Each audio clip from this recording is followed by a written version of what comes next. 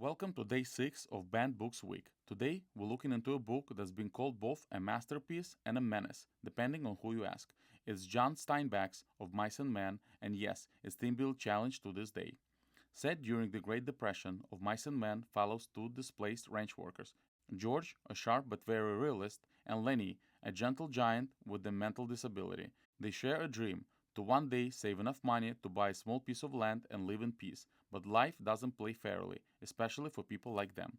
George and Lennie are constantly on the move, taking whatever work they can find in California's harsh agricultural fields. George does the talking, and Lennie, who doesn't understand his own strength, just wants to pet soft things and talk about rabbits. But every time they get close to stability, something goes wrong.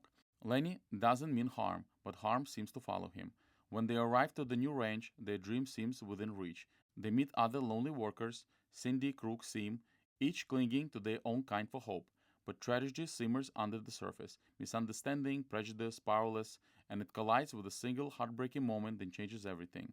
The book isn't long, but it cuts deep. It's about friendship, tragedy, and impossible weight of survival when the world sees you as an expendable.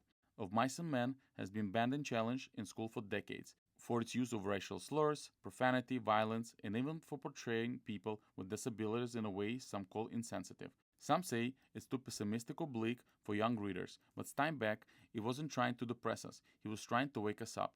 He wrote about the people America forgets, and sometimes those stories make people uncomfortable. This story shows how fragile hope can be, and how rare the real friendships are.